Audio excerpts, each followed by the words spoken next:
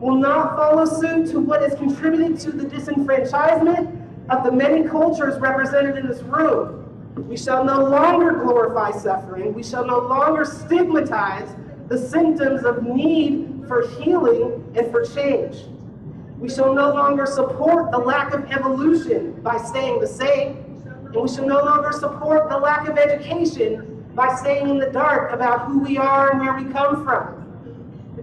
Tonight we connect, we conversate, and we create. I also humbly invite you all to check out a few of my creations, the UD podcast, Reaching Now University at reachingnow.com, and join our community in these very necessary conversations, the sharing of stories and experiences that we have and we shall overcome, to restore hope for a better tomorrow. So please know that I'm honored to moderate this event tonight, a coming together of brilliant minds, advocates, activists, tribes, and communities making one colorful human race. Together we are surviving many struggles, which continue to have an impact on who we are as a physical being, as a spiritual being, as a social and economic being, all which contribute to our mental health. Again, there's great honor and there's gratitude for the opportunities to guide this discussion and to introduce to you our panelists for this evening. So I'm going to give you a forewarning. I'm a retired women's basketball player. And women's basketball players, we do introductions a little bit different. Okay? She's a licensed marriage and family therapist, has her own private practice, is the trusted on-site clinician for the Venetian and the Palazzo, a woman all about diversity and community, Belinda Moore!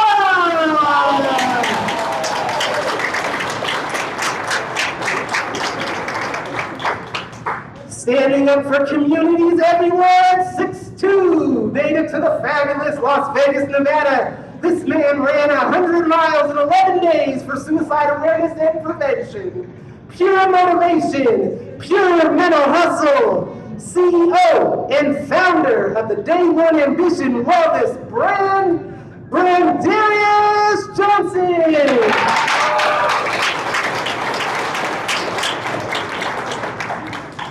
Bringing her talents to the stage, this mother of two shares a passion to help young people reach their highest potential. She's a proud Mexican-American first-generation college graduate with a bachelor's, a master's, working on a doctorate, no breaks in her game. She is now a faculty member, lecturer for her alma mater, UNLV School of Social Work, Miss Yvette Aldana.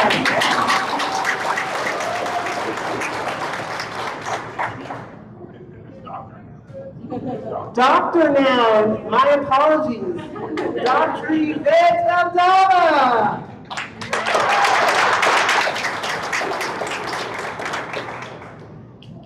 Now this lady is a licensed marriage and family therapist standing up for financial freedom. She's launched a premier online community, Wealth and Wellness.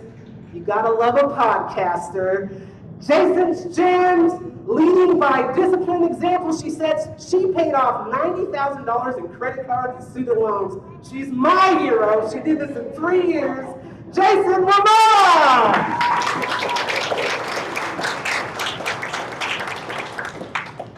Now defying many challenges stacked against him. Out of the gates from San Diego, California, 15 years a licensed marriage and family therapist, the official team clinician of the Las Vegas Raiders, a leader, governor appointed to serve on the board of examiners for MFTs and CPCs. He's the vice president of NAMI, Southern Nevada, a media consultant, quite possibly the most interesting man on earth. This man is for his community. He went undercover as a homeless man for 48 hours and survived to write a book to bring awareness about these experiences. Experiences of those that are homeless in his memoir titled 48. I call him Doc. You can call him an Ohio State Buckeye by blood, sweat, and tears. Dr. Sheldon Jacobs.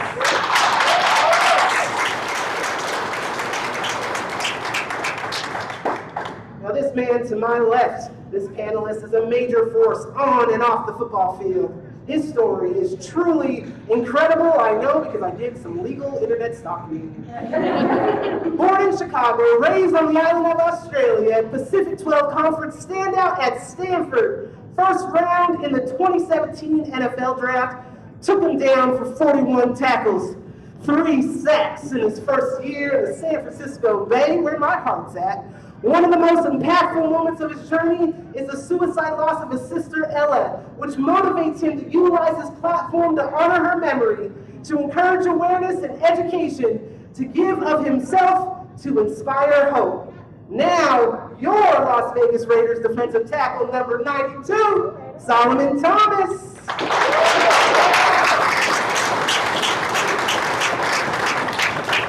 And at center, coming from the stage, center stage, the executive director of NAMI Southern Nevada, an educator by nature, a leader with a purpose. You may recognize her from teaching NAMI's family-to-family classes, or stress management, or the warning signs of mental health conditions, and mental health first aid. Ladies and gentlemen, this is the instructor, Transgenerational.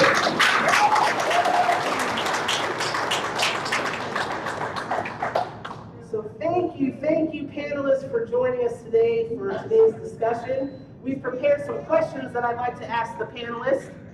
Let's see, we've got one mic, so I'm gonna pass the mic once I address somebody for their question. So we're gonna start off with Trin.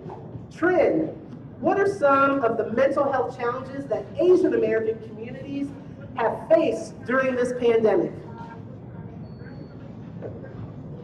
Thank you so much, Bianca, and I just want to say it's such an honor and privilege to be here today, and thank you for everyone who's taken time out of their day to be here with us in person or on Facebook Live. It's just such a privilege. So in our Asian American communities, during this pandemic, on top of what we're all experiencing, whether it's rise in anxiety, fear of the virus, or whatever it is that's going on within our communities, there's also something else going on in the Asian community, a huge rise in hate crimes because of the pandemic and the origins of its nature. There's just been a lot of hate crimes, a lot of things that's happening within my family's community, things that are happening across the nation. What I'm seeing within our Facebook groups, within our Asian communities, is that there's been elderly people that's been attacked, people that's near where my grandmother lives. And so that's been really tough because as soon as we hear these news, that's brought on a lot of anxiety within our family of making sure that we protect our loved ones and fearing that this might happen to them. So aside from the pandemic, whether it's job loss, whether it's anxiety with whether we're going to go out and catch a virus or with the virus or anything, we're also experiencing these other challenges with just not being able to protect our loved ones, especially if they're far away, or being able to see what's going on within our communities. Luckily, we haven't heard of any major news in Las Vegas yet, but just because we haven't heard it doesn't mean it's not happening. My hope is that it's not, but that's definitely something that within our Asian American community has been very affected by it. Thank you. Thank you, Trin. Absolutely correct that, this is a hot topic, and it's not just a race issue, it's a people issue. When we've got attacks on the Asian community and associated with our fears surrounding the pandemic, this is something that we've got to come together collectively to address. And I certainly can make the connection between what's going on in the Asian community and also what's going on in the Black community. And so I want to, use this as a segue to ask Dr. Sheldon a question about Black community and why does Black community access mental health services and supports less than other racial groups? For that, Bianca.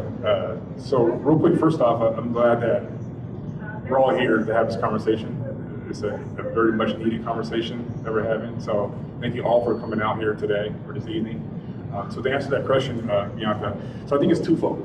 right? So I think, first off, there's cultural barriers that have been in place for years on end that makes it more challenging for people of color, especially within the Black community, to seek the necessary help that they need. And what I mean by that is, culturally speaking, a lot of us were taught, to deal with our problems internally or in-house, if you will. That seeking help outside of the home was frowned upon. It was deemed as weak. It was deemed as something that just we did not do. And one of the things that I want to say to that is, and I hear this all the time, is that we can just pray our problems away. We just give it to God and everything will be okay, right? And so one of my mentors, one of the pillars of the Black community, Pastor Dr. Robert E. Fowler, who passed away last year. One of the things that he would say, and he's a giant. He was a giant in our community. And one of the things that he would always say is, prayer is good, but we still have to do the work. Prayer is good, but we still have to do the work. That we can't expect, our problems to go away outside of these walls, and we're referring to the church. And so obviously the church is a pillar in the Black community, right? A lot of times, people go to church, whether it be their pastor, whether it be, deacons, people within the church, for a number of issues, right? And so, but a lot of those individuals within the church aren't licensed professionals, don't have mental health backgrounds, right? So it's important that we understand that we have to do the work. And then the second piece of that, and this is a big one, and that is the way therapy is portrayed on TV. A lot of times it's seen as something that only white people do. It's seen as something that only people with money can afford, right? And these, of course, are misconceptions. These are misconceptions. Therapy is for everybody, right? And so I'm a strong believer in laws of attraction, that when we see people that look like us, that will make us feel more comfortable when it comes to seeking help and utilizing the necessary supports that we need.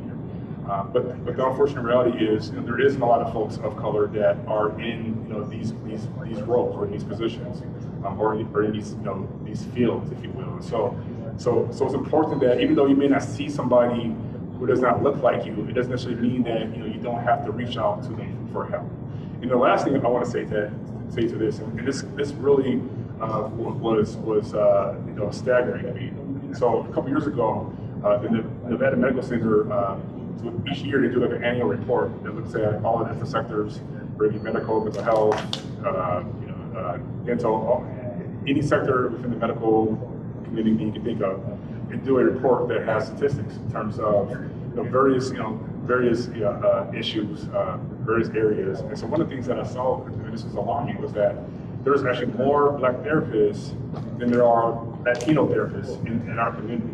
And when you think about the numbers, Latinos almost triple the number of Blacks, in our community.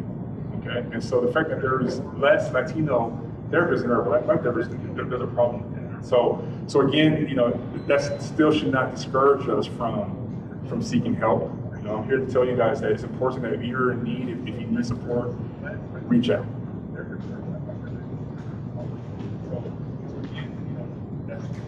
Thank you so much, Dr. Jacobs. I was taking notes as you were talking naturally because you were dropping all this knowledge, and you said a couple of key points that I want to make sure we as an audience walk away with. The first thing that stood out to me is that cultural rule that we're talking about, that what happens in our homes stay in our homes, and it's not okay to talk to outside people about that.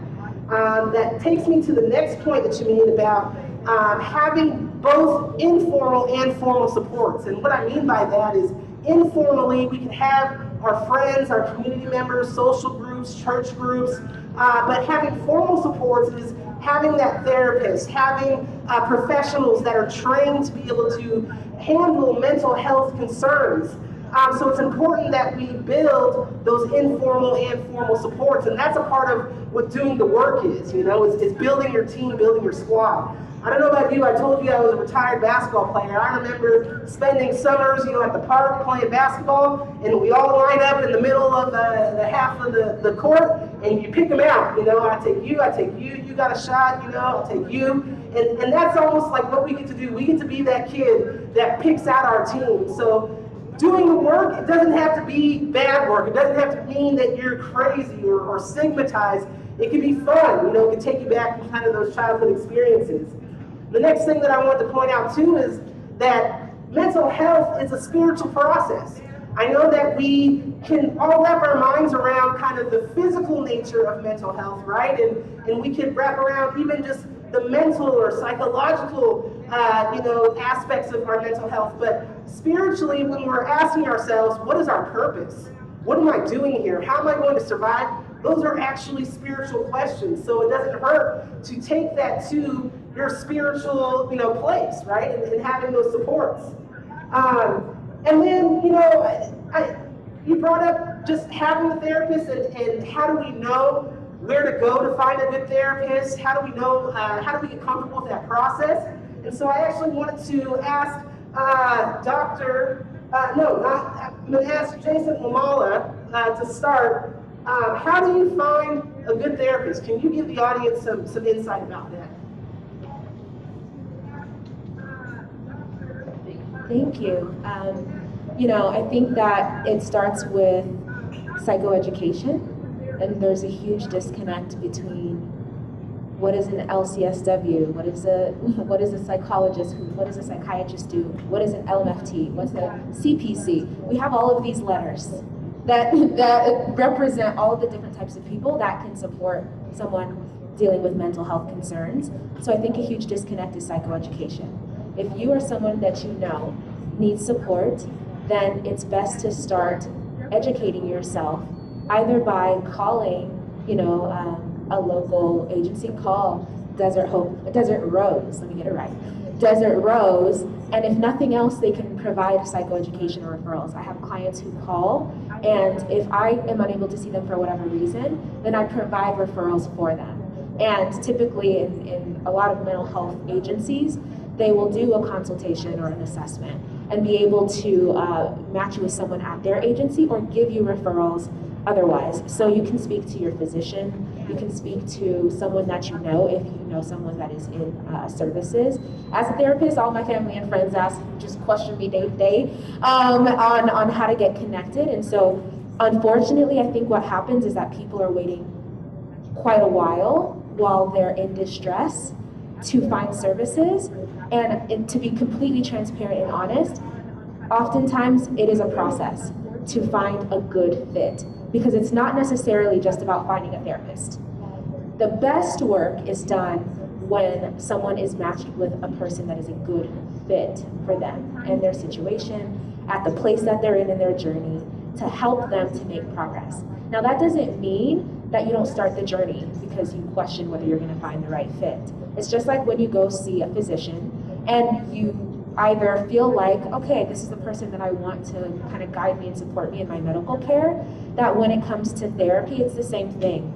And so there is someone, she doesn't live here locally, but she works with people all over the nation. Her name is Stephanie. She runs NaviPsych, NaviPsych. She actually, which is amazing, bridges the gap between the public, the middle ground, and being placed with a good fit. So she will talk to somebody, do an assessment, and do some of the legwork of identifying people that are near you and questioning them, having a conversation with them to make sure that they are a good fit. Because like I said, most people are waiting until they're dealing with such overwhelming, frustrating, difficult circumstances that already dealing with grief and then trying to find a therapist is difficult. Already having suicidal thoughts and then trying to find a therapist is difficult. Already having marriage problems and trying to find a therapist is difficult. Having a struggling child and trying to find them a therapist is difficult. So I would highly suggest that it's probably best practice to understand who it is you can go to before you need to go. If you go to the doctor on an annual basis, you get your eyes checked every year, you get your teeth cleaned every 6 months. It's better to know who you can go to when it's time than to end up in the ER, essentially. And it's not that us as mental health professionals can't continue to help, even if it is, at any stage of distress or dis-ease or disorder. However, you know, we do ourselves and everyone around us so much better of a service when we're proactive. And so I think that we end up, unfortunately, doing a lot of reactive work when we have these stigmas around who goes to therapy and who doesn't, who we share this type of information with and who we don't. And there's lots of reasons for that. But if no one has heard it before, it's confidential. We are bound by law not to share your information with anyone else. So there's no reason why you know, you should be concerned about that specifically. And you know, thankfully, right, if we're doing kind of a BIPOC focused conversation, we can understand that if it's not me, then I can refer you to her. And if it's not her, then she can match you with the right person. And so I think representation is really important for us to understand that. Finding the right fit may be a process if I'm being completely transparent, but I just say don't give up on the process. Keep going, because when you do find someone that is a good fit for you, it can be life-changing and transformational. And you can get the right coping skills, the right support in place to be able to deal with whatever it is that's going on.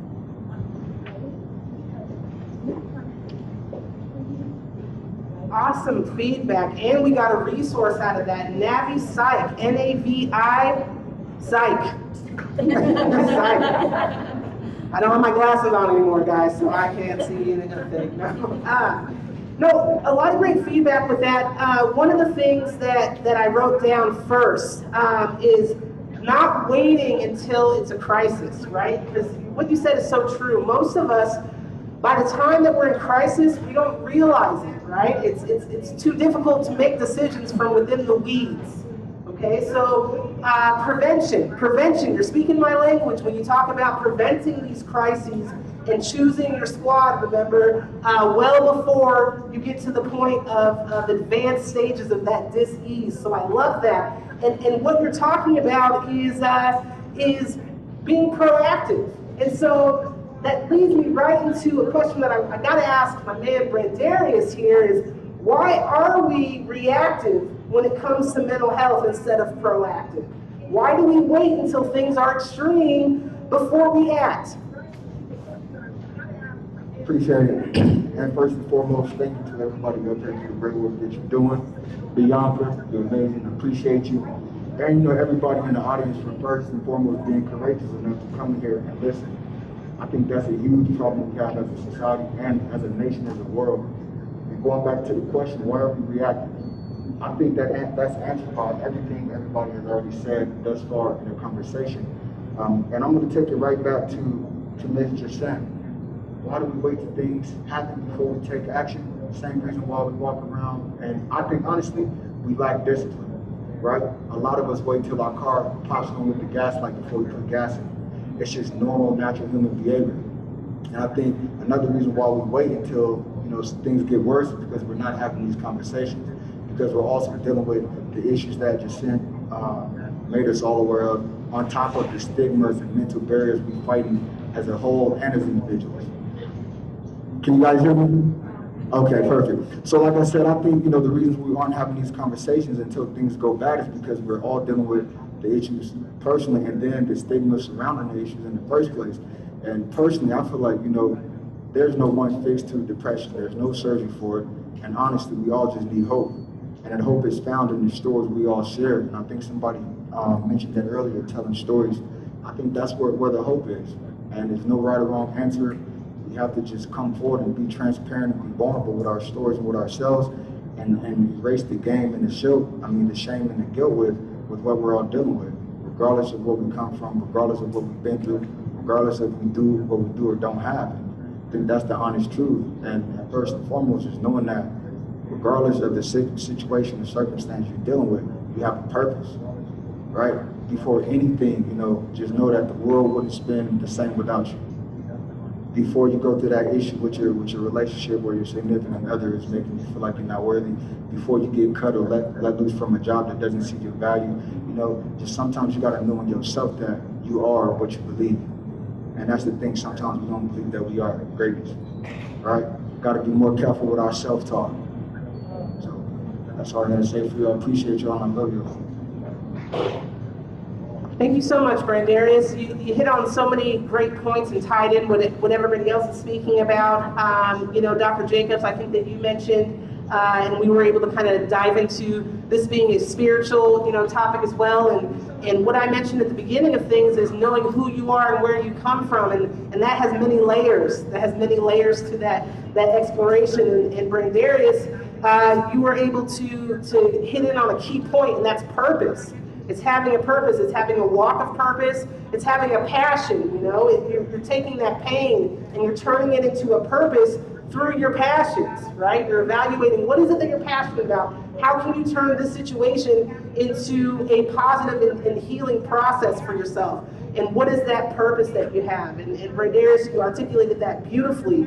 Also in talking about why we're not having the conversations, and conversations are so important in this process of healing, and we're not having it because of the stigma, because of what others may think of us, what we may think about ourselves, because somebody, either we or somebody in our family is experiencing mental dis-ease. Stigma is real, and it keeps a lot of us sick. It keeps a lot of us, diseased. There's no surgery for depression, you mentioned, and that's absolutely right, and that hits on another key point of there's no quick fix. We can't go to a therapist or go to somebody and say, hey, fix me. We got 59 minutes. I want all my problems to go away. This is a process, it's a journey, it's a daily devotion to living healthy, living with purpose. And again, multi-layered. You're talking about your physical self, your mental and emotional self, social, economic, and spiritual self. So it's a process, and I wouldn't want to go through the process without somebody as motivational as Brandarius. With the world wouldn't spend the same without you, and living with purpose. I want to talk to Belinda. Belinda, I want to hear about the stigmas and the cultural barriers that Latinos face in seeking mental health services.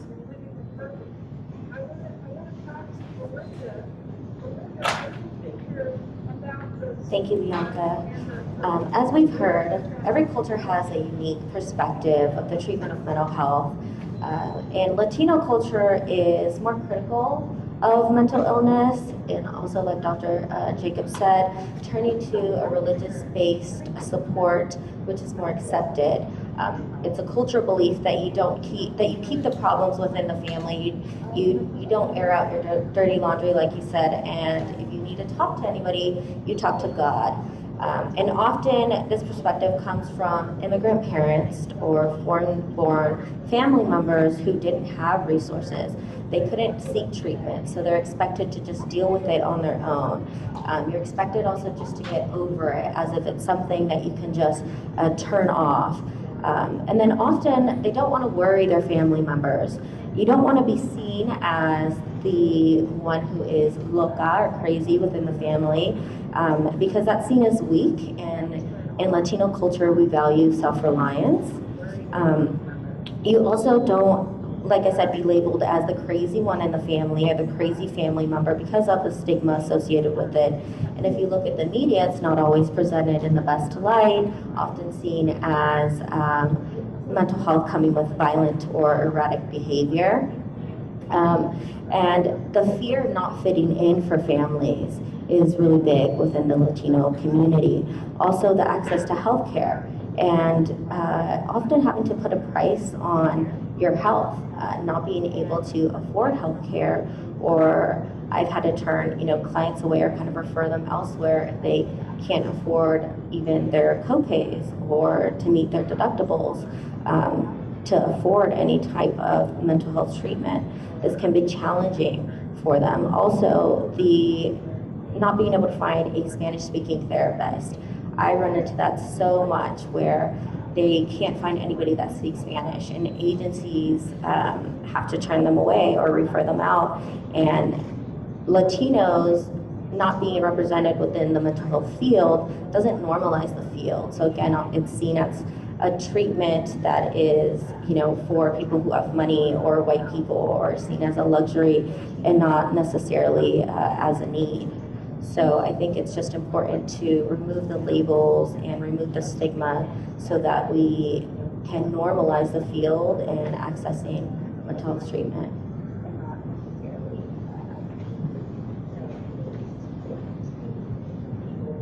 Thank you so much, Belinda, for that. So many great nuggets in that as well.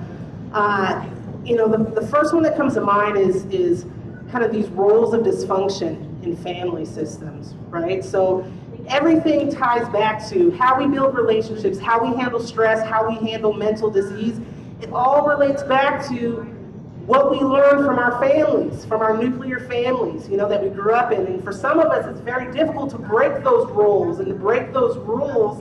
And so we continue the cycle. That's what we hear now, people saying, hey, let's break the cycle, but how? The very first point, that was made earlier is that we've got to educate ourselves. It starts with psychoeducation.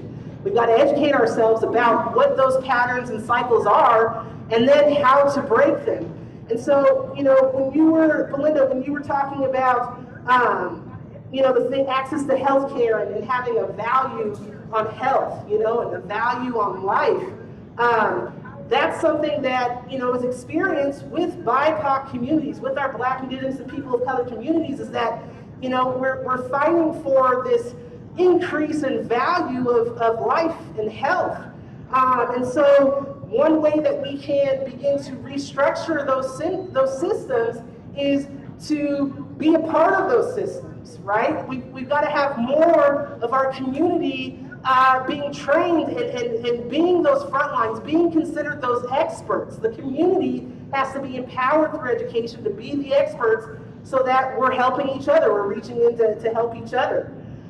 Something else that you touched on, Belinda, that I really liked is this idea that there's transgenerational problems and curses and also traumas that we continue to relive generation after generation. There's also transgenerational coping skills and strategies, right? So if my grandmother, if she drank, to cope with feeling anxiety and stress and depression, then her children and her children's children are more likely to do the same. And so breaking the cycle is identifying those connections through the generations and being able to do something different. I want to go and ask Dr. Yvette about mental health and why is mental health important to you, Dr. Yvette? So I want to start by touching on something that you mentioned, breaking the cycle. How do we do that, right? We, as an educated Latina, when I found myself in a situation where I had to break the cycle, and granted, I'm a licensed social worker. I teach with the UW School of Social Work. At the time, I was pursuing my doctorate. And I'm currently pursuing my clinical social work license at Red Rock Psychological Health. But when I found myself in a situation where I had to break the cycle, I had no idea. It was scary. It was, like you mentioned, if I tell someone, they're gonna think, I should have known better. Why? And I didn't seek help for a minute.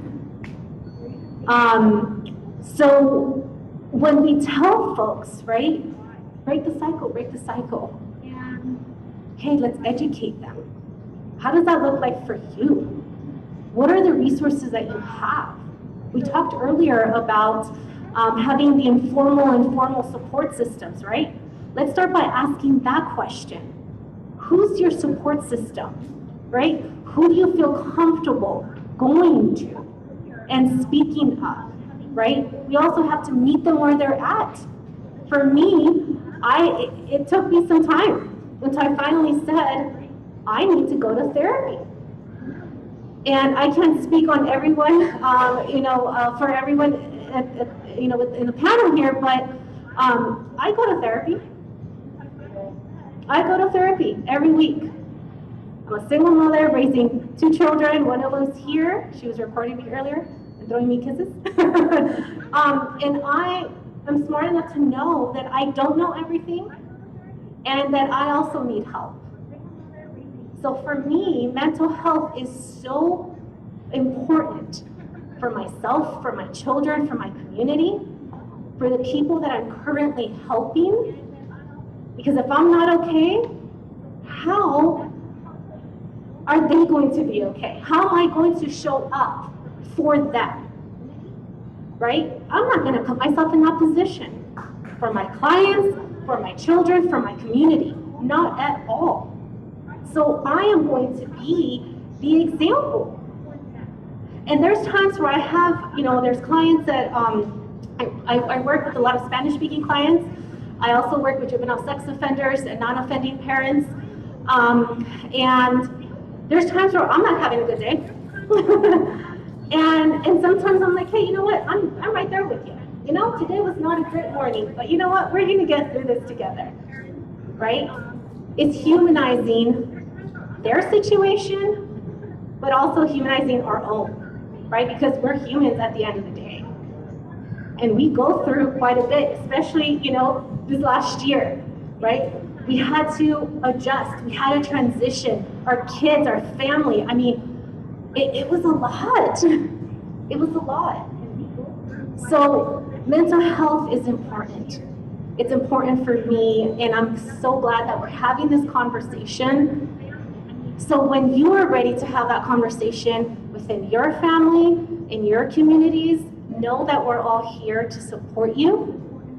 And if I don't know, like you mentioned, someone that is a good fit for you or whatnot, guess what? Connection, right? Connection is crucial. I tell my students, if I can't connect you to someone, or if I don't know that person, I know someone that knows someone that does. And let's just get it done, right? And connection is also a huge component when it comes to mental health, right? If I don't feel that connection with a client, hey, I'm gonna be straight up. So you know what, I don't think we vibe, right? But let's find someone that you might, help you. So. Excellent. What I love about that, it kind of reminds me of being on an airplane. They say airplane mode, and you look at them kind of crazy when they say, put your mask on first before your child's, and you're like, what? How can I do that? But to speak to your point, Doc, it's if you're not okay, they're not going to be okay. So, I got to apologize. I got my man, Solomon Thomas, sitting here to the left of me, and I went offense first, so I won the coin toss. I went offense, and in my offensive line, we scored the TD. We went for 2, and now defense is hitting the field.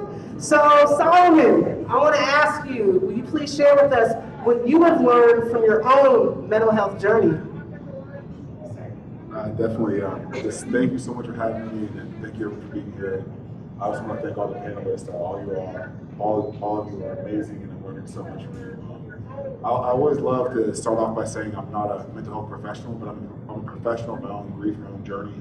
I'm a kid who grew up and I never really knew what anxiety and depression were. I didn't know what mental health really was.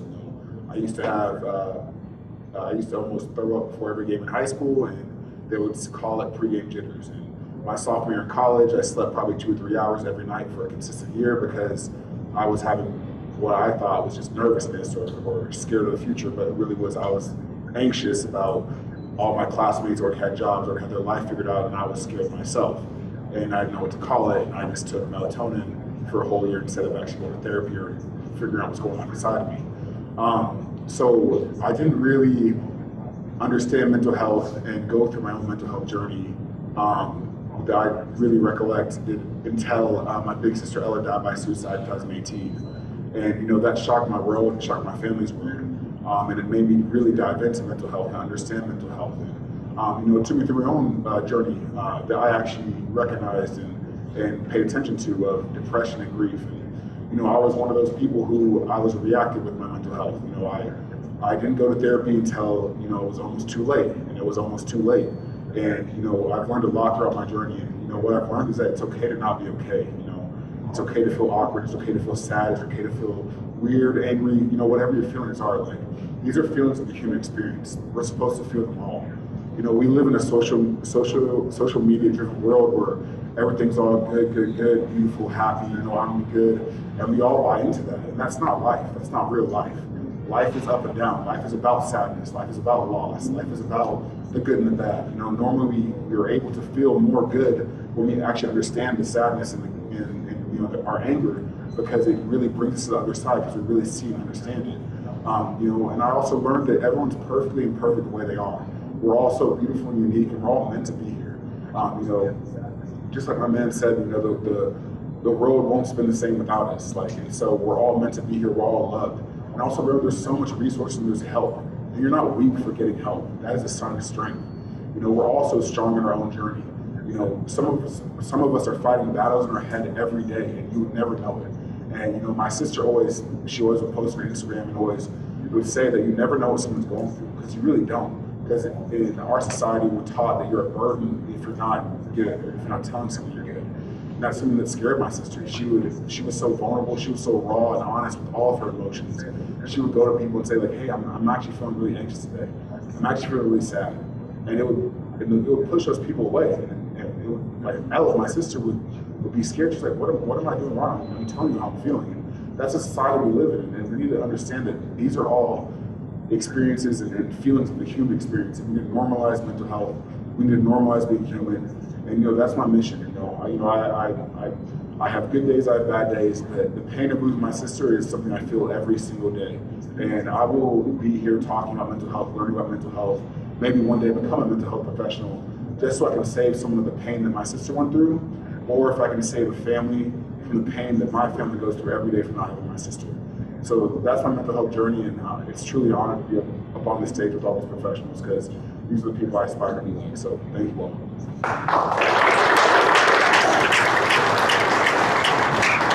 Thank you so much, Simon, for sharing your story. I know from saying this and feeling bad about saying this often is that I'm sorry for your loss, but I know that's just not enough. And what is, you know, steps in the right directions is, just like you're saying, is knowing it's okay to not be okay, and stepping up and being brave to tell your story and to have these conversations. You know, something else that you mentioned that is so real, you know, and there's a pun in there, but you know, it's not real life, you know, to be rewarded or glorified for illness, right? That's reality TV is not real.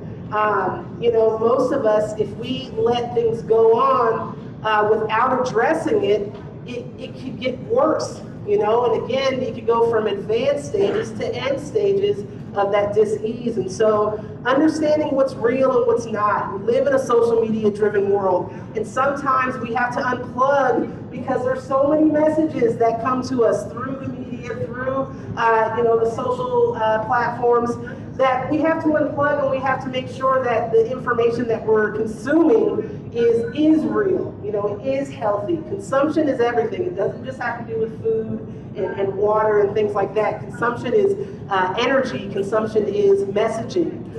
So thank you so much for sharing your story and giving us permission to heal, and letting us know it's okay to not be okay. And then also to give us some insight on athletes, you know, and what the struggle is for those of us that have children that are in sports and things like that.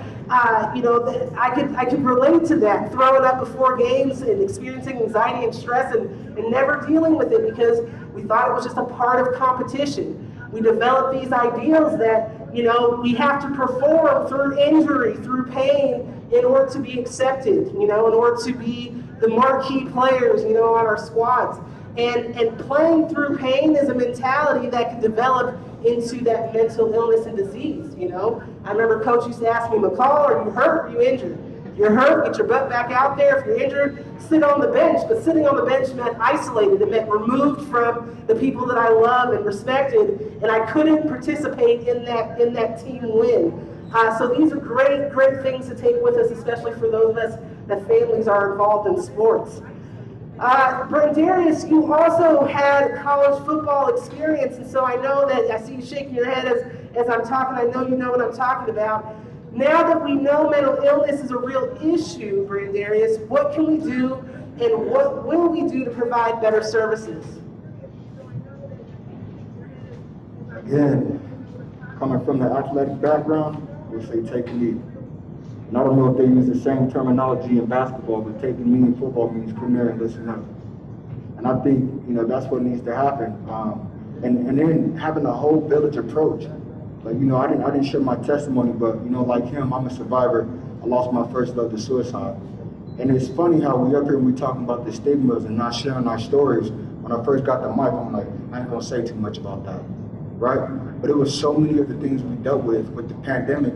From that situation I learned, the hate crime. My girlfriend was from Afghanistan, so the cultural differences were a huge force in our relationship. And then being isolated. So even though we were 18, 19 on college campus in Southern California, everybody's walking around smiling. We walking around on edge because we're not sure if that's her cousin over there that might see us. So now going back to that athletic question, I think looking back at what I know now, I would have went to therapy as a young kid. Having those same jitters, it's pregame. Why are you nervous? There's a reason why. And it was always explained to me, you're nervous because you care. Well, I think it's a lot deeper than that. It's a whole lot deeper than that. We find ways to justify and cover up what's really going on. So I think, looking back at it and then looking forward to the kids that are going through it now, as you mentioned, we have to be the ones to take the initiative to have that conversation and let them know there's no right or wrong to how you feel. Like you said, if you feel bad, you feel sad, talk about it. And my brand strategist right here, Johnny Williams, we broke down the concept of SAD, suicide, anxiety, and depression. And if we have more of these conversations, maybe we can just eliminate some of those. And go back to what we talked about, why are we reacting? Well, if we take the proactive approach, we can eliminate more of those suicidal days because we can get to the anxiety before it comes to depression. Before we have to dig more unnecessary graves from people dying by suicide. And that's the honest truth. And just going back to the athletic mindset, and my personal philosophy, when I found out that my first love passed away, I told myself, yesterday is gone, and tomorrow will never come, so every day is day one. And going back to no surgery for depression, that means that even though I feel strong right now, in an hour, I might need to fight all over again. And even though I made it through yesterday, I may not make it through today. In order for me to get to tomorrow, I must still handle today, so every day is day one. Every play is play one. Every relationship, every patient, every client is client one. So, like I said, it goes back to honesty. Not to step on anyone's toes or offend anyone, but a lack of discipline. We're just trained to let things keep passing by. And I know from working in youth corrections and even as an athlete, coach said, if you take care of the small things, the big things won't what? Happen. So that's what it's all about. Thank you so much, Darius. Since we're talking a lot about youthfulness, young people, our families, our children, I'd like to ask Dr. Yvette, how can parents and caregivers and families prepare their children and support their children as we transition back to in-person instruction and quite frankly, the last couple of weeks of the school year? Thank you. It's important to teach our kids the language of feelings and emotions.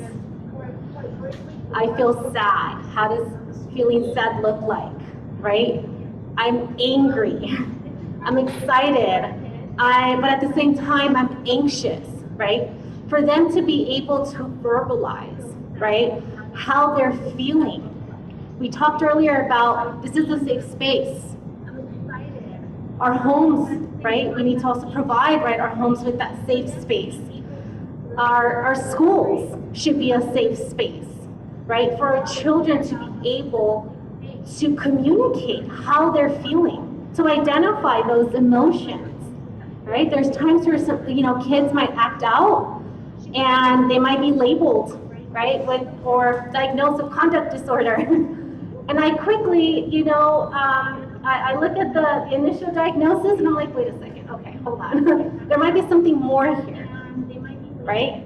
It's because they just didn't know how to cope with their anxiety, so therefore they turn to unhealthy coping mechanisms, right? So changing that and saying, you know what, these are other ways to cope with those feelings, right? I brought my journal here with me because journaling is also very important, right? So if giving them an outlet, right? Write down your emotions. My 11-year-old has a very difficult time expressing her feelings and emotions. But her journal has been a lifesaver. And there's times where when she's scared of expressing her emotions to me or is not quite sure how to, all she does is she slips a page. Here, Mom. Okay, read it. Okay, how can I help? Right? What are some solutions to what is going on, right? To your anxiety, to your frustration. So a lot of our kiddos, right, our children are already transitioned, right, to in-person school. So even recognizing that transition can be a very difficult process for them. I'm sure a lot of them were very excited to see their peers and to actually, see, their teachers again and all that. But what I've also found is that has also caused them a lot of anxiety, right? After a year being at home, do I touch you? Do I not, right? Do I keep my space? What are some healthy boundaries? What are some, unhealthy boundaries? So, teaching children also the importance of setting boundaries, right? And when they don't feel comfortable with something, that they are able to turn to a trusted adult and say, hey, this is what's going on, right? So I do a lot of check-ins as well, right? Hey, checking in with you. How are you feeling today? How was school, right? Sometimes they will tell me, I don't want to talk about it right now. Okay, I step back, right? I revisit. Do you feel comfortable talking about it now? Yeah. And sometimes they might even say, I just need my space. Okay, I'm going to respect that space, right? Until you're comfortable in having that conversation. So I mentioned this earlier, right? Meeting them where they're at and just checking in on them periodically, right? How are you doing? How are you managing, right? With homework again, or, some schools might introduce a mix, right? Of continuing with online and in-person instruction. So how are they coping with that, right? With those changes?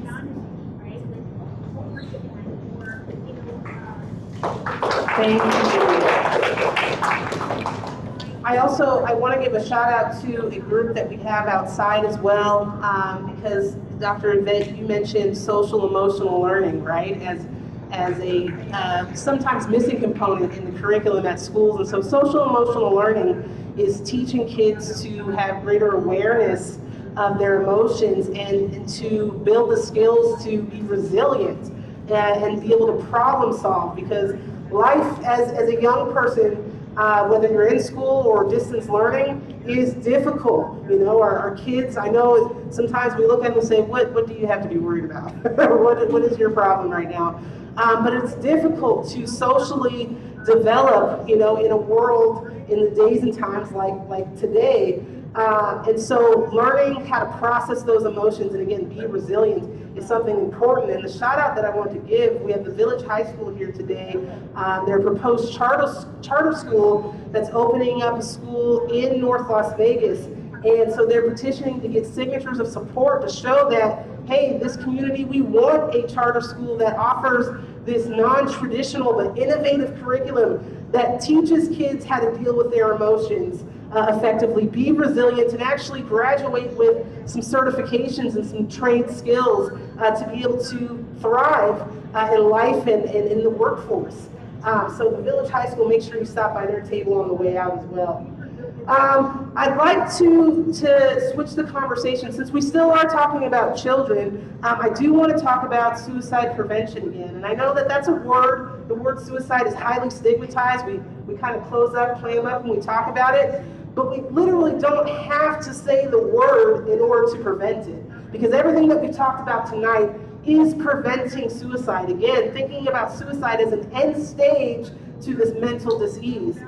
So, Dr. Sheldon, I'd like to ask you, suicide rates amongst Black males have, between the ages of 5 and 11, have nearly doubled in the past 3 years, and now outpaces white males within the same age group. Can you share a little bit about what's led to this increase in suicide rates of the demographic? And then also maybe tie in, what about the pandemic exacerbates that? Thank you, sir. Yes. So when I saw that statistic, it really just blew me away. Even right now, just talking about it is difficult. But Obviously, you know, I saw the statistic a couple years ago, right before the pandemic, about a good, you know, almost a year before the pandemic hit.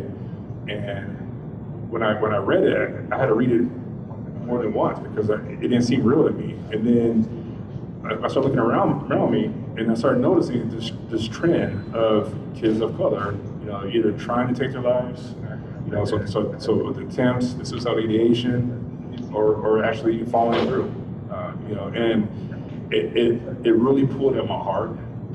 And so, and the reason for that, I can give my opinion. And one of the things I'll say is, and I'm gonna take it back really quickly to when I was younger, one of the childhood, and a close friend of mine, female friend of mine actually took her life. And at the time, this is going back over 20 years ago, and I didn't know what suicide was, to be honest, because back then, nobody ever talked about suicide. Suicides weren't happening at the rate they're happening today, right? And so my friend, she took her life, and you know, something that I still live with today, because, you know, it's one of those things where I always question myself, like, what could I have done to prevent her from doing that, from taking her life? And one of the things I learned from that experience was, you know, she did not have anybody to talk to. So after she took her life, you know, we kind of started, you know, doing our own sort of investigating as kids, and some of our teachers were reaching out. And one of the things that we found out that, you know, our parents, you know, she was struggling with depression, and her parents would not listen to what she was dealing with, what she was feeling, what she was experiencing. And look, I fast forward to, you know, 20 years later to today, and I see a lot of kids that I work with, a lot of kids in the community, and nobody's hearing their voice, nobody's hearing their struggle, nobody's listening to their pain. And that really kills me, right? Because nobody should be taking their life. Nobody should be taking their life, let alone a kid, right? And obviously, I know that, you know, sometimes, you know, we think that, I guess there's this misconception out there that, you know, people take their lives because they want to die, and that's so far from the truth. It's not that they want to die; they want to get rid of the pain. You know, okay? There's a huge difference right there, a huge difference. And so we have to do better, culturally. You know, and I'm talking to our Black folks here. You know, we have to do better. We have to listen to our kids. We have to listen to our kids. We have to take them seriously. We have to. Because our children are going through things that we did not have to experience. You know, we have technology, we have internet, you know, we have all these things, and there's some good to them, sure. But there's also a lot of bad. We were talking a bit earlier about, you know, social media, and, you know, how we, you know, the good stuff is what we post, right? Or what we see. You know, the different lifestyles, these lavish things, right? And that is not real. That is not reality. It's not, right? Life is real. Life is hard. Life is filled with so many ups and downs. But one of the things that we've gotten away from is our own lives, the busyness of our lives. You know, we've gotten away from just sitting down at the dinner table and listening to each other, having a meal together and talking about the day, how the day go. But we got away from that. And I'll put myself out there. You know, I'm guilty of that as well. And my wife is sitting here, and, you know, there's times where, because we don't want to, you know, I have a 4-year-old and an 8-year-old, and there's times where I want them to, you know, be immersed in their, you know, in their iPad, so I can relax and have some quiet. You know, so my wife and I can kind of, you know, chill and talk, right? But I mean, one day we had to do a redo, because it's like I was on my phone, my wife's on her phone, my kids were on their tablets, nobody was talking, nobody was connecting, right? So we have to do better. We have to, because I assure you, if we do better in these areas, the areas of, you know, just humanness, you know, being real with each other, being authentic with each other, caring for each other, loving each other. I assure you, if we do better in those areas, you know, there'll be less kids even thinking about wanting to take their lives. There'll be more people, you know, supporting each other. There'll be more folks getting the help that they need, right? Okay, because I'll end on this, and that is, it's okay to not be okay. So we hear that mantra all the time, right? And I'll take it a step further. It's not okay to not reach out when we're in need. Okay, and I'll say it again. It's okay to not be okay, but it's not okay to not reach out when you're in need. So there's plenty of resources out there. There's plenty of supports out there. Okay, and so we must do better. Now, to answer that question, sorry, Bianca. To answer that question, and I'll be real quick. So I think it goes back to the those cultural factors, right? I think that we train our kids to to suck it up. So if they fall down, get up. You're okay. Don't cry, right? Just play through it. Play through that pain. Deal with that pain. Go to school, even though you're not feeling well, even though you're experiencing some anxiety, even though you're experiencing some discomfort emotionally. Go to school, suck it up. You're gonna be fine, right? We do that. I do it, and I'm gonna be better about that. I'm gonna be better about that because I know that culturally, that's what's kind of pushing our kids away. It's kind of having the reverse effect. We think that we're teaching our kids the best in terms of making them stronger and making them deal with things head on. But no, we're not. If anything, it's having a counter effect. Because if it wasn't, how come we're having all these children taking their lives? I have an 8-year-old son, and the youngest kid that recently took their life here in Clark County was 8 years old. 8 years old. All right, so we must do better. We must be doing it. And I trust that we will, because we're sitting here today having this conversation. And so I know that everybody in here wants to do better.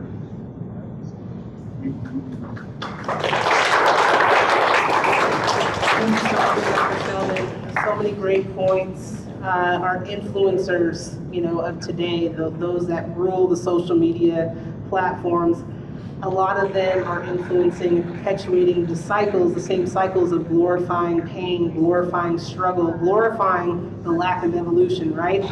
They're the same as they've always been. They can be trusted that way. They can be trusted to say the same, but we've got to do better for our children. I want to ask Trin, what are some cultural barriers, with accessing mental health care in the Asian American community? Thank you, Bianca. So for one, there's definitely a language barrier. I know, trying to find a therapist, because my grandmother doesn't speak English, she only speaks Vietnamese. Trying to find a therapist that can speak the language, and in Asia, there's over 40 different countries. So there's people coming from all different backgrounds for all different reasons. People could have came to America because of the Vietnam War, from genocides from their country in the 80s, for job opportunities, or whatever the reasons were. There's just a very diverse Asian background, and finding someone that can speak the language has been really challenging and tough. And then also just like a lot of what Belinda had said earlier in the Latinx community, the stigma is a huge barrier. Being afraid to bring shame to the family, because our families have worked so hard coming overseas as immigrants, whether they were refugees. I know for myself, my parents were refugees of the Vietnam War. They came by boat. They were on a refugee camp for months before finally making their way to America with very little resources, not speaking the language, and having to really build their way up. And so oftentimes when we look at that, they're like, well, I've been through all these things and you have it so much better. We want to feel grateful, but it's hard to express those emotions sometimes, especially I think growing up in a family that didn't express a lot of emotions, not knowing how to do it, and not because they didn't want to, not because they were trying to withhold information or hurt us or anything, but just because of the mere fact that they didn't know how.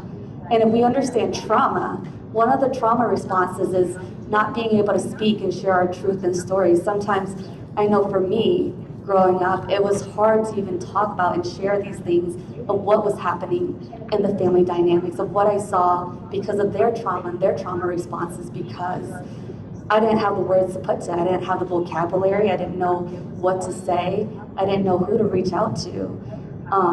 And I know for the first time when I sat in the family-to-family education class back in 2012, because of the experiences I was having, Family to Family is an education course that teaches family members how to help others through mental health challenges.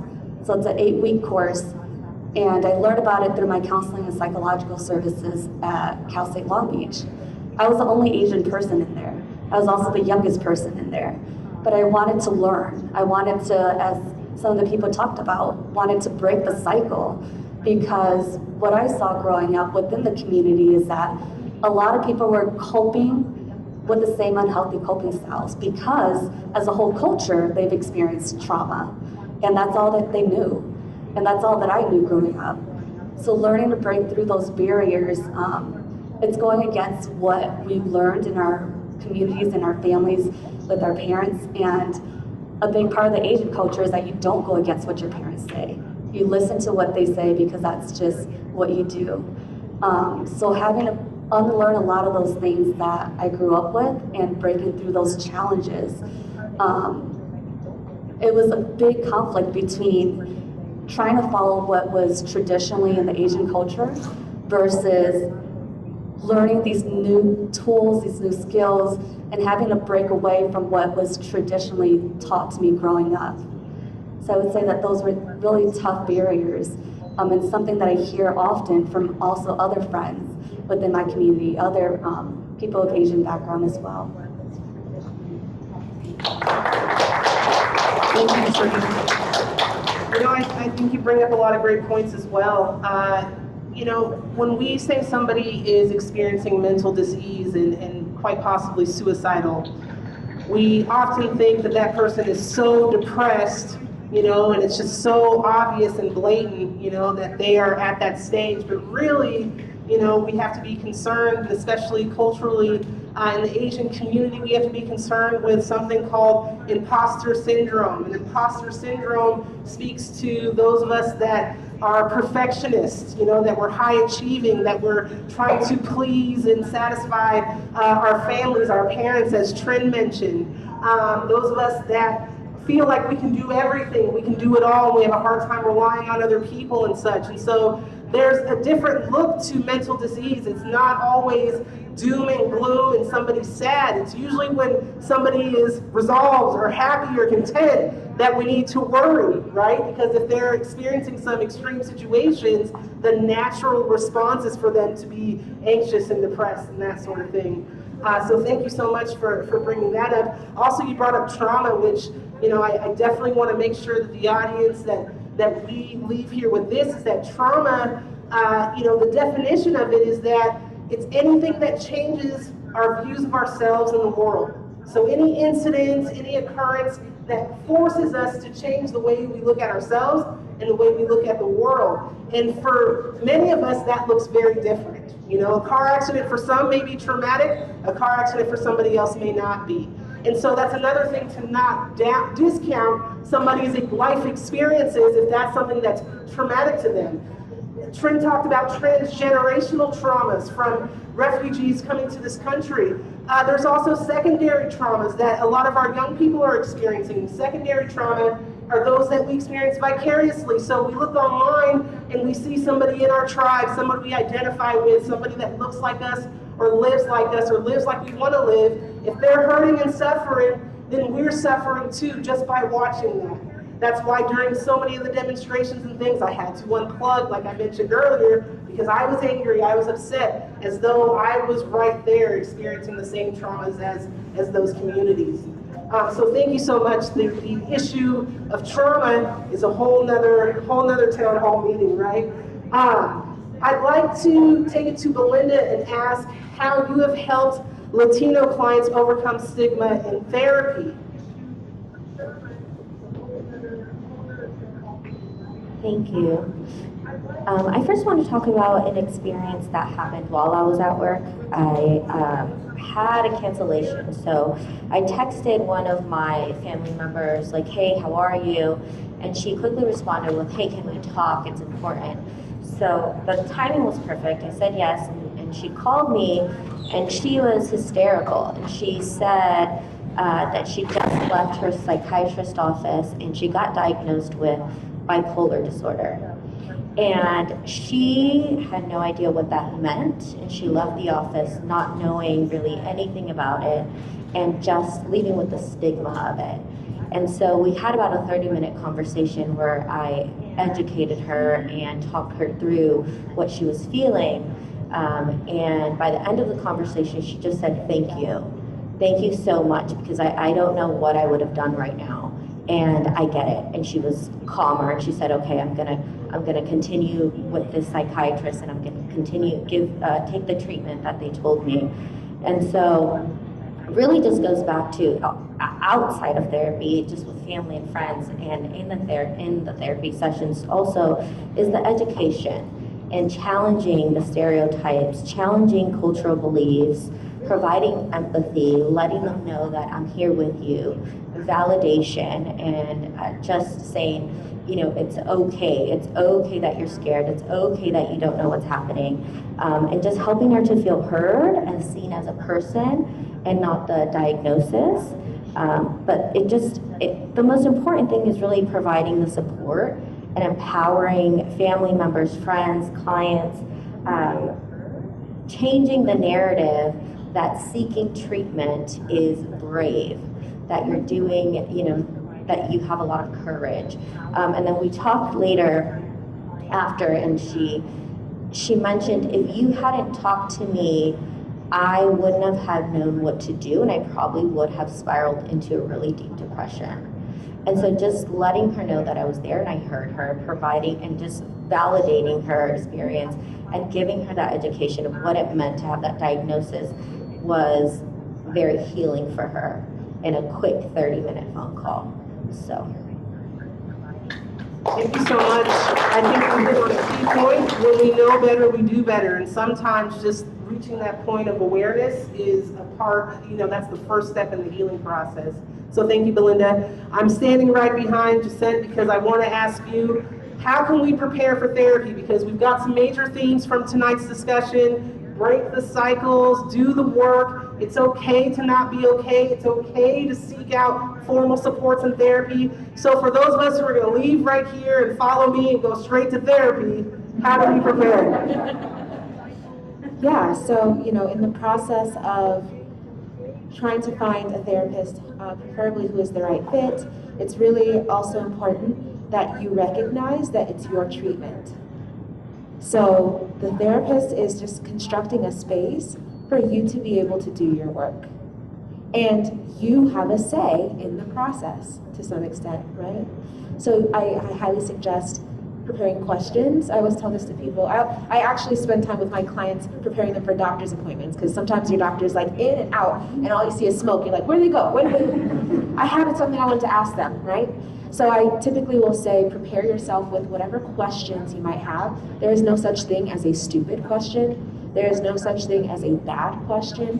The therapist is not going to judge you, and if they do, run the other direction. Because we are literally trained to be non-judgmental forces and create a space that is non-judgmental for you to explore literally whatever you need to explore to work through what you're dealing with. I tell clients, there's not one thing that a person has told me that I have looked at them sideways for, that I have thought any different. I mean, we also don't know them, so I can't be disappointed, I can't be let down, you know? So it's really nice to have somebody who is separated from your life to be able to go and lay out all of your craziest thoughts, whatever that means, all of your self-doubt, all of your worries, all of your concerns.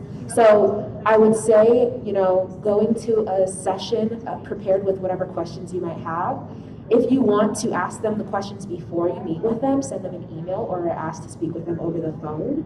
And then, you know, if you are the type of person who maybe that might be difficult for, not only like writing them down, but preparing them so that they know how to meet you where you are. Because we can only go based off of what we're presented with in the room.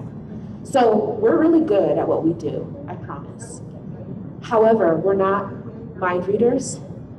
We don't know your life, you know? We don't know your history. So sometimes we'll be in therapy, I don't know if anyone else has had this experience, and then someone will, I don't want to say drop a bomb, but someone will like say something, and we're like, definitely could have used that earlier, you know? Could have used that information earlier in the process here to help you better. So you have to come and pour everything out as much as you possibly can, A good therapist will be there to help guide that conversation and make it a little bit easier with the questions that they ask. But I would say, do not hold back.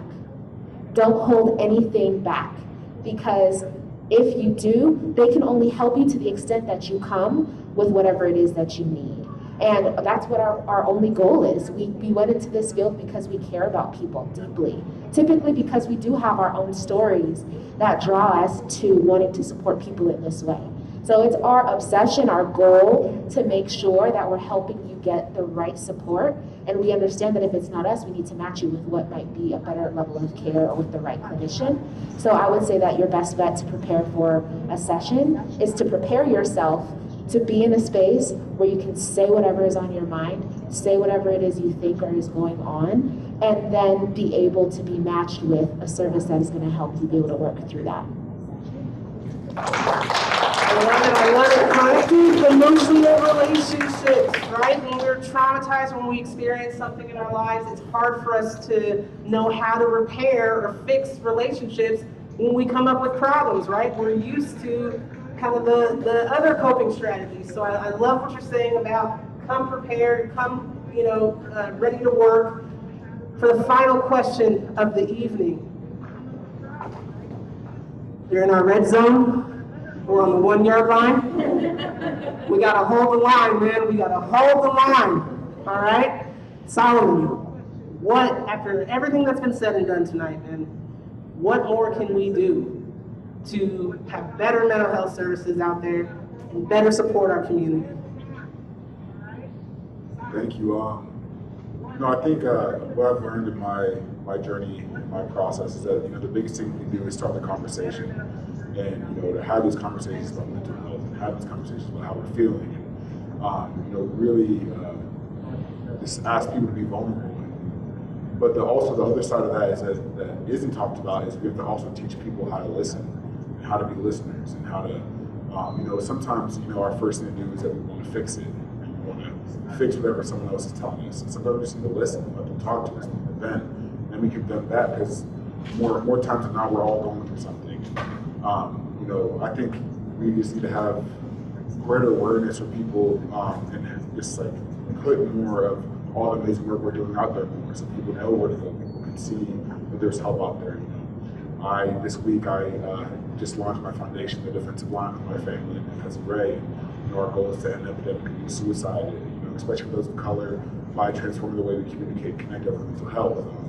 We're making programs for adults who oversee young children and youth to make sure that these adults are equipped with the language to talk about mental health, so that they have the resources to send their kids when they can see that they're at risk. And we're going to help out schools with suicide prevention programs and so on. But there's so many amazing organizations like that are out there, and we're just trying to need to put them out there so people can see them, people can get help, and people can just know that mental health is so serious, and it is all as I talk about being an athlete, we talk about the difference between mental health and physical health. Well, I don't like to separate the two. I like to call it the whole health, because they're all so interconnected. Our physical, mental, gut, it's all one health. And so what happens, what affects the mind affects the body, what affects the body affects the mind. And they go hand in hand. So it's so important to teach people to practice your mental health, practice your habits, just like you practice, just like you go work out, and make sure you have. My dad always says, he has a perfect analogy. He says, it's like brushing your teeth. If you don't brush your teeth will get yellow. It's something you have to practice every day. So just like you go work out or go stretch or go, have some mindfulness yoga, you have to do the same for your mental, whether it's journaling, reading, listening to music, art therapy, music therapy. There's so many resources out there that are available now for people. So that's what I think that we can do better, and just help everyone is listening and taking in this message, because it's so powerful with everything that's been said from everyone here today. Thank you so much to our amazing panelists. What an incredible discussion. I hope that everybody has gotten as much out of this as I have, just being up here and in the midst of greatness. Again, I just want to thank the Pearson Center for hosting this event. I'd like to give another thanks to NAMI for your vision and putting this all together, and again for our panelists for the knowledge that they shared with us tonight, for sharing their personal testimonies and really connecting Again, if anybody is interested in continuing the conversations and following these fine people, please afterwards, I think there's some resources and things out on the tables. Make sure that you get some information. And then the content from tonight, I'll kind of pass the mic to Trin to let people know how to access the content from tonight. Yes, so we did have it on Facebook Live, so you can always go back to our Facebook site at NAMI Southern Nevada to check it out. We have also recorded it on Zoom, so we'll be posting it to our YouTube as well. So if you want to share this with others that couldn't make it tonight, please do. This can open up the doors for conversations. It can open up the door for healing, so please do that. Thank you so much, everyone. Be safe tonight, and we will see you at our next event.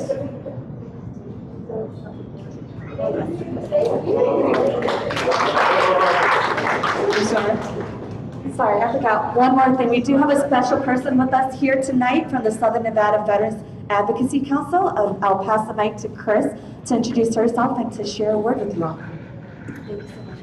Hi, how is everyone? So nice to meet all of you. Is there any veterans in the audience at all? Besides the people that, back here? Thank you, ma'am. Does everybody see that that's literally one person? We really represent that few. I am Christina Thomas, congressionally mandated for the mental health services of the Veterans Administration. I took over from Dr. Marvin Carter, who is Mustang Purple Heart. I would like to ensure everyone that our veterans are America. We are BIPOC. So the 300,000 vets that actually come through Nevada, we get 65,000 new vets at the Veterans Administration here. That means when they're enrolled in the mental health clinic and there are problems, we're the person that goes directly to the director in those situations. So we get to hear a lot of different things. I'm a mind-body spiritual practitioner, so I'm usually talking to them in a different way. I am also a speaker for NAMI for suicide and law enforcement. So I think it's important that we represent and talk about it, since we're 2 times more likely to overdose from the over-medication that we've been given. Not only that, it's more than 22 veterans that kill themselves every single day. It's more like 50. So as we're speaking, someone is committing suicide. That's how serious my life is. I talk to someone suicidal every day. It is imperative that as the community, we include the veterans and welcome them back home, not just because we're there to say, hey, we're your neighbor, thank you for your service. What does that mean to us? That doesn't mean much if you don't say hello. We want to be included, and that's a part of the mental health. Most of us isolate. We don't know how to connect. We don't have the transitional assistance as we should. And furthermore, a lot of them cannot get into the Veterans Administration. So with the council, what I've decided as my own personal work is I've had town halls every single month that bring specialists and all kinds of special guests to bring that information. I did one better, got a Roku TV show, and I go all across and I make sure that whatever that is, wherever that veteran is, that he has somebody that represents him and says, I know your struggle. Everyone on my council is suicide survivor, every one of us. Our co-chair was 60 in his unit, correct? We're down to 30 from suicide.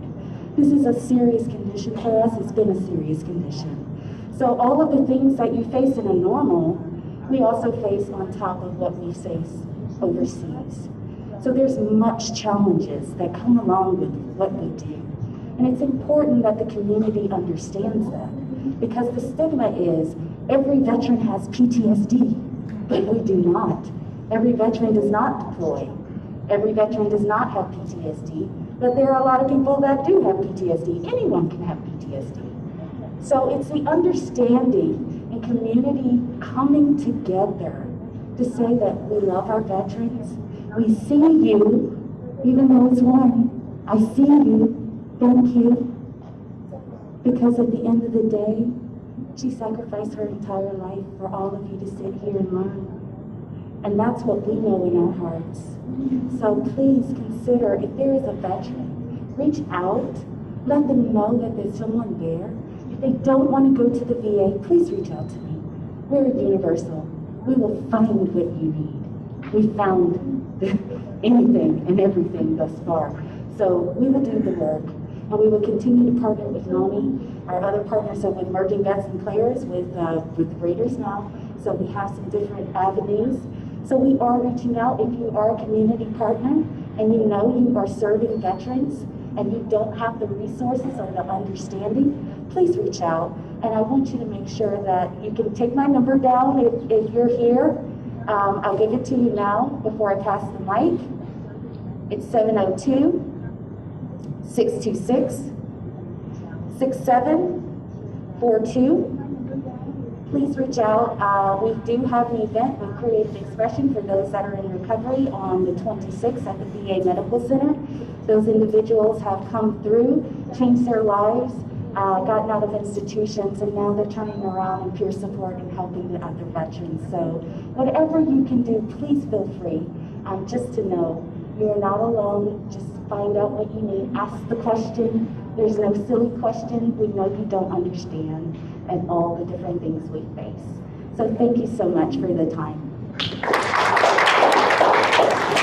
Thank you so much, Christina. So if you do know Yvette, please send them her way. They're welcome to join the event every month, the town hall that they're holding through Zoom and hopefully in person at some point. And one other thing I wanted to mention for anyone that couldn't make it out tonight, we will have a virtual event on Saturday as well, a resource fair, and someone to be on Zoom and talk about these events for others that couldn't join today and would like to be part of the discussion, to ask questions, to have someone there live with them virtually. Please check out our website at www.namisouthernevada.org or our social media to be able to find the information for that. Or come up to us after. Yes, and thank you to our moderator for doing such an amazing job today.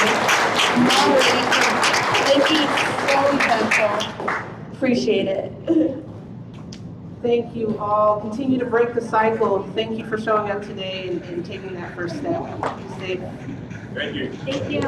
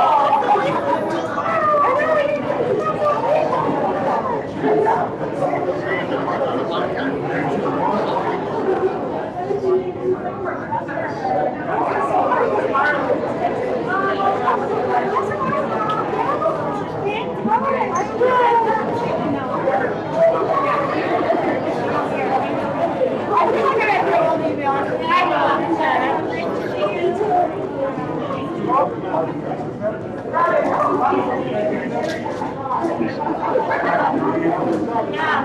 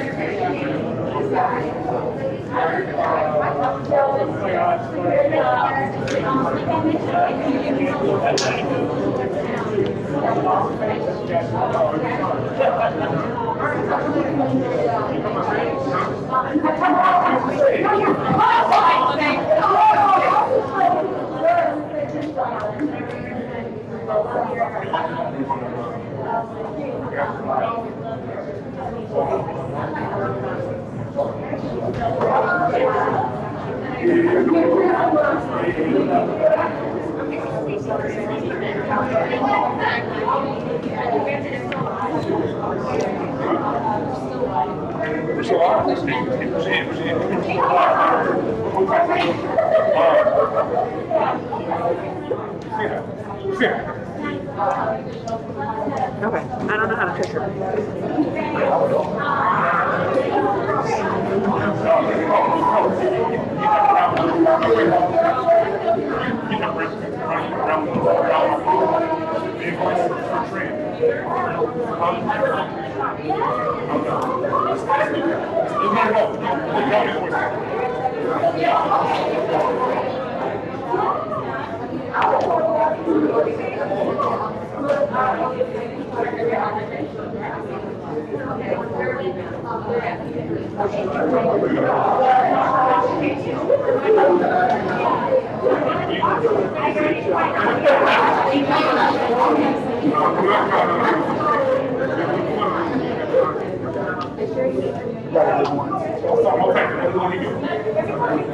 Okay.